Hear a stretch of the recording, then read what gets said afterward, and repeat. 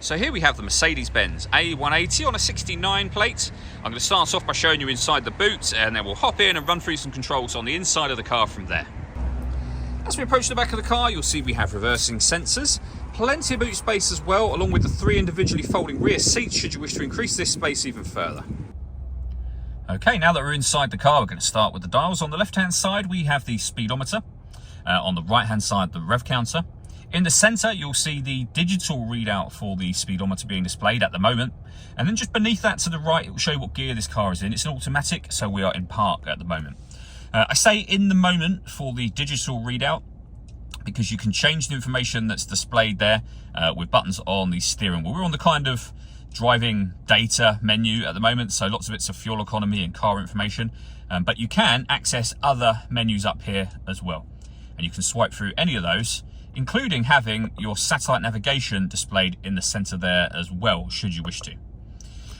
Backing out to the steering wheel, the controls I was using a second ago, this here is how you swipe through and select anything up on that main screen that you want. You can get back to your home screen up there as well. We have a speed limiter and cruise control on here. Over on the left-hand side, we then have stereo controls.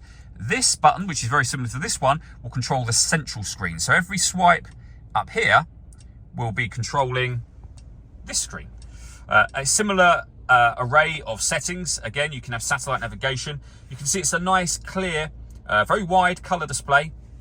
We've done a video showing how the sat-nav system works, which you can find on our website and also on our YouTube channel as well. Now, you can either use the buttons on the steering wheel that I was showing you a moment ago, or you can use this. This works like a trackpad on a laptop would work.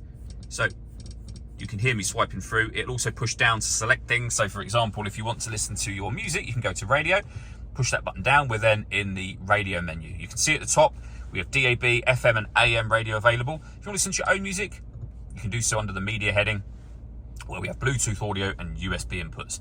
Very, very easy system to use, particularly using the trackpad element of it whilst driving is much, much easier.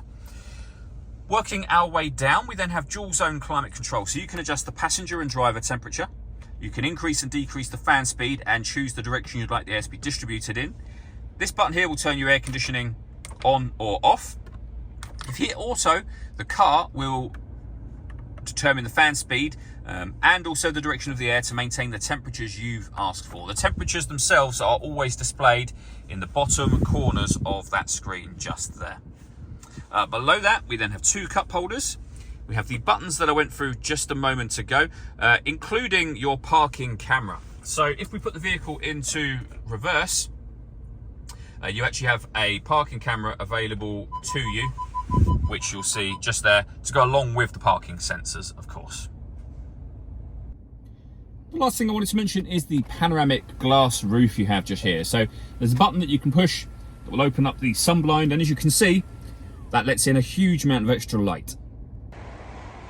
All that leaves me to say is thank you for taking the time to watch this video. If you'd like to come and see the car in person and have a test drive, please feel free to call either of our MJA sites. We'd love to hear from you soon.